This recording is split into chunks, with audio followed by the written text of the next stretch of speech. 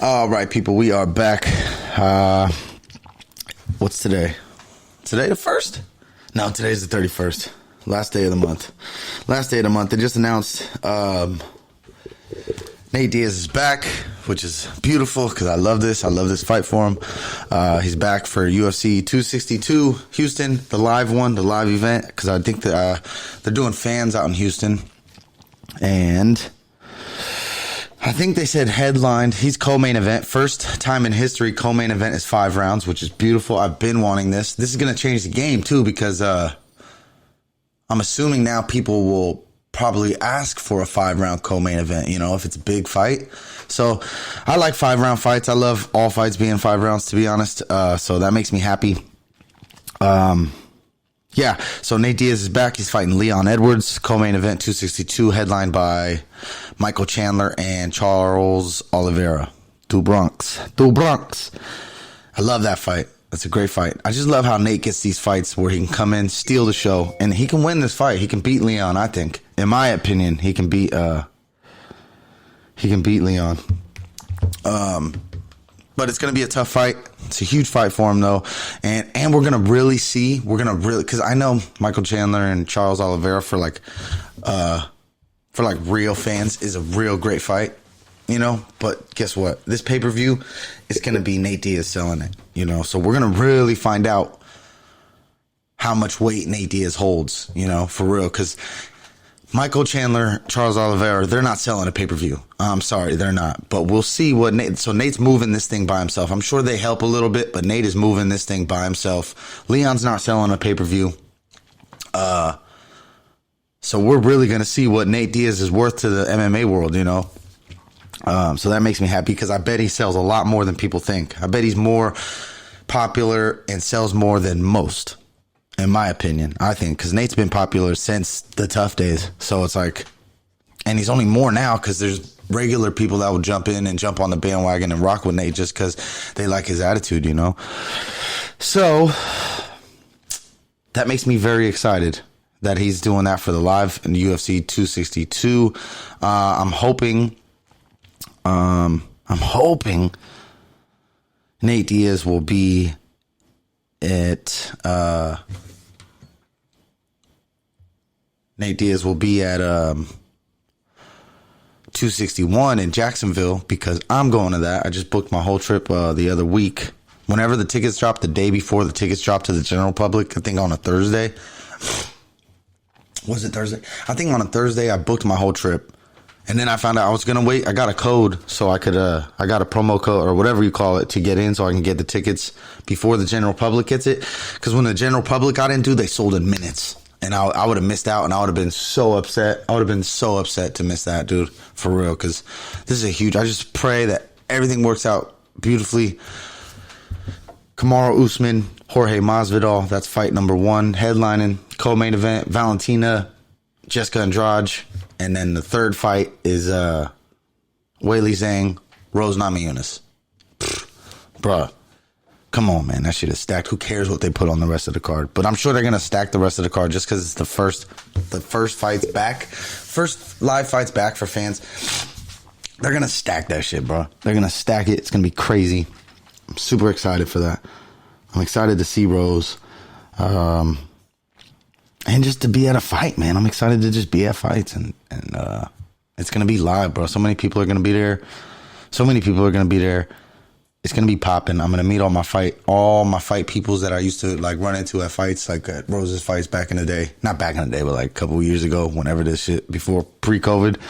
All the people that I used to run into at the fights, I'm going to run into them again for sure there. My dogs, you know what I mean? My homeboys traveling with me, so we're going to be running the city in Jacksonville.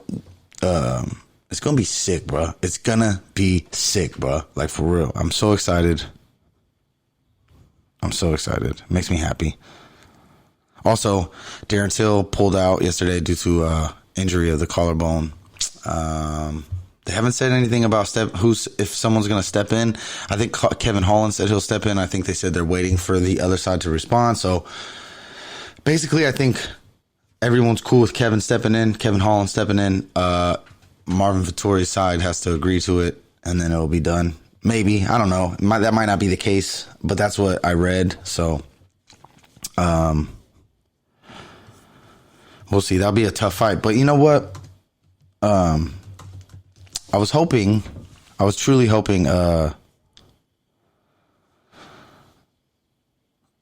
hoping that, I lost my train of thought. God dang it. I was truly hoping, what was I just about to say? Jesus Christ. I forgot. It's gone. It is gone. Idiot. Oh yeah. I was truly hoping that Marvin Vettori got to fight Darren Till, just because that's a great fight. And then I think, in my head, I think Marvin was going to win that fight. I think Marvin's really good. I don't think people understand how good Marvin really is. And I think Marvin was going to win that fight, and it was going to really show the world how good and how tough he really is, you know. And I think that was his opening for the world, you know, to showcase his skills. But also, if Kevin Holland steps in, Kevin Holland's super popular, and I think he whoops Kevin Holland. To be honest, that's my opinion. And in a stand-up fight, like, I think he whoops Kevin Holland. That's just my opinion. Again, I could be totally wrong. I don't know shit, you know, but that's just my opinion. I think Marvin is, like, literally one of the best in that division. To me, that's my opinion. And I think if Kevin Holland steps in, that's going to be his second loss in a row, you know. But who am I? Who am I? What am I talking about? What is this? Okay, let's see what's going on in the news world. Luke Rockhold blasts tyrant Dana White. It's very mafioso tactics and negotiations. What's he talking about? Fighting is like a mafia. It's very mafioso tactics and negotiations to try to fuck with you. I'm not having any of it. If you don't know your worth, someone will tell you your worth, and it'll be less than your worth. So you know your worth. And leverage yourself too. Once I lost the world title, Dana White came up to me and tried to beat me down mentally, and I was like, fuck you, straight up. I was like, I'm going to do my own thing. If you're going to try to offer me this bullshit, you know who I am and what I did. So that was the only reason I went out and got modeling contracts, so I could leverage myself. I went back within a year. I got the fragrance with Ralph Lauren. And then you've got Dana and them calling back to me like, hey, Luke, what do you want to do? Can you fight here? Do you want this amount of money? Do you want that? I was like, yeah, that's right, motherfucker. Rockhold didn't stop there. The former champion continued to lay into Dana. White called for the government reforms as the only way to stop this sort of thing from happening. We don't have a governing body, and that's the problem too. Rockhold said they have governing bodies everywhere else, but we've got an egotistical guy that's a bit of a tyrant. No one he is going to try to fight you. No one he is going to try to fight you. That's a weird state. That's a weird way to write that. No one he is going to try to fight you, and you've got to put your effing ass on the line. Stand your ground, and you've got to take risks. Otherwise, you get treated like a B. It's unfortunate a guy like that thinks he can fight. He thinks he's a fighter. I don't know why. He's trying to belittle all the fighters when you've never fought a day in your life. I understand you're a promoter. We need a governing body to really give people what they deserve, because he doesn't play the game right. Damn, he's going in, bro. I'm 36. I don't want to be in this game that long. Rockhold said, I want to make one more run. I want to put my pedal to the metal and do it. I want to go hard. I don't want to dance around. I want to get this title back. 1-2 fights, I'm there. My last 2 fights, I went up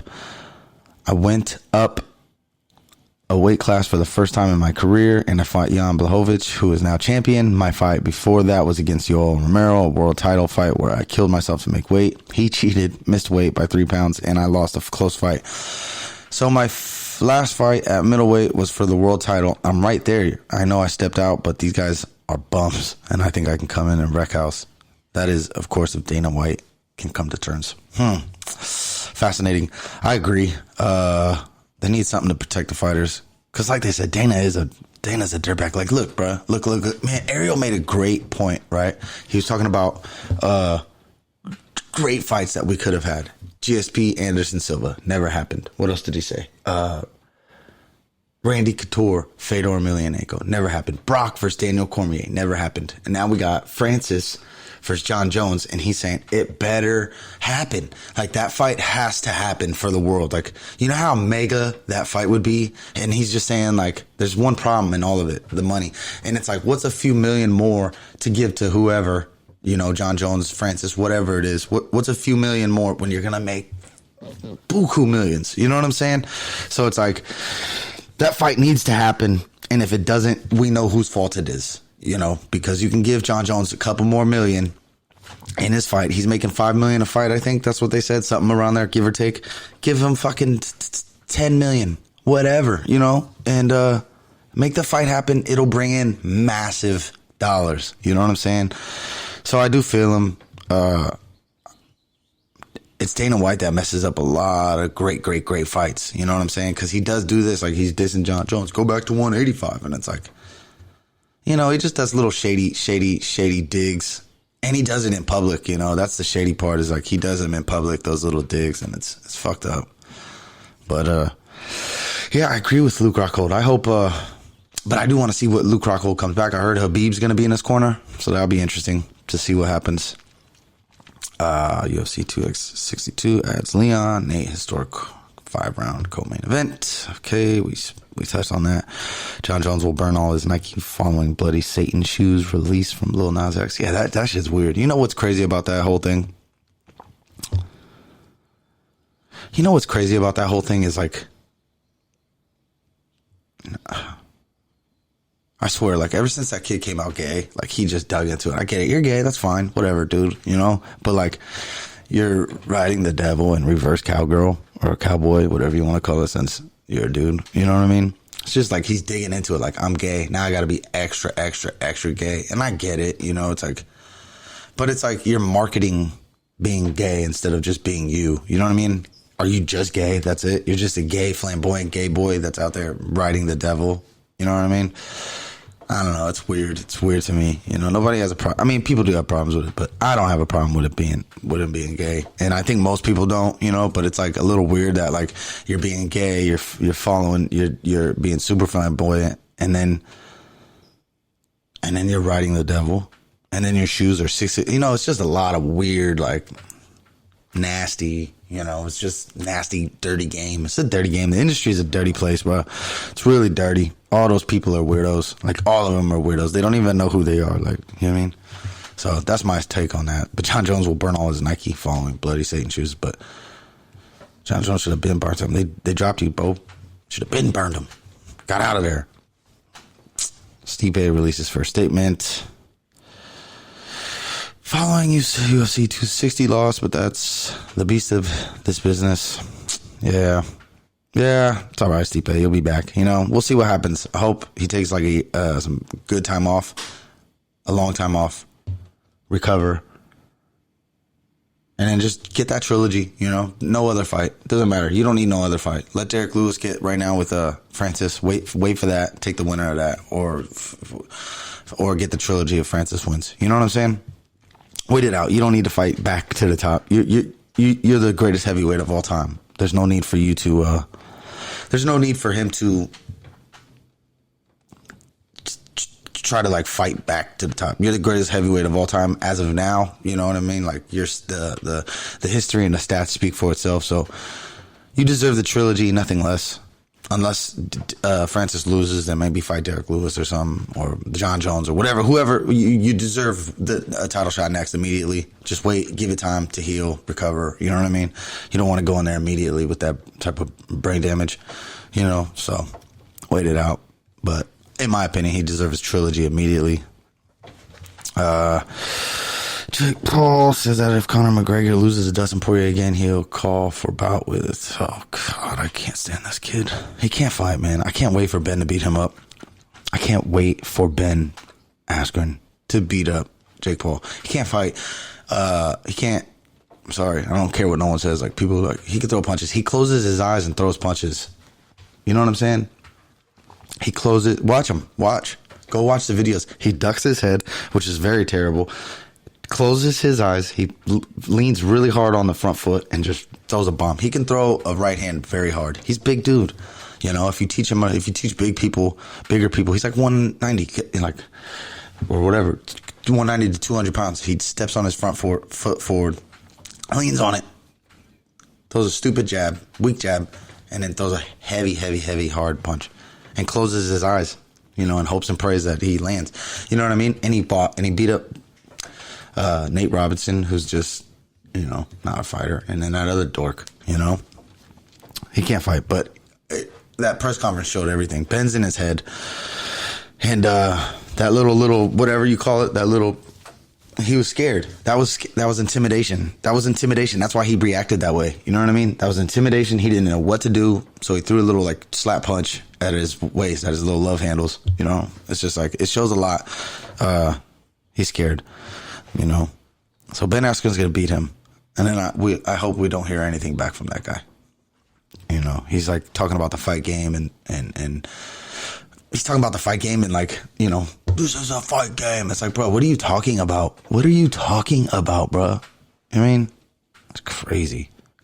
I wish I was popular. I wish I was, bro, because I'll fight that fool and sleep him real fast, guaranteed. And he's bigger than me. You know what I'm saying? But I got weight on me. I'm like 185. I'm 185 and I hit hard. I mean, I'll sleep that fool. For sure. All right, man, that's about it. I basically touched on everything that's going on right now, you know.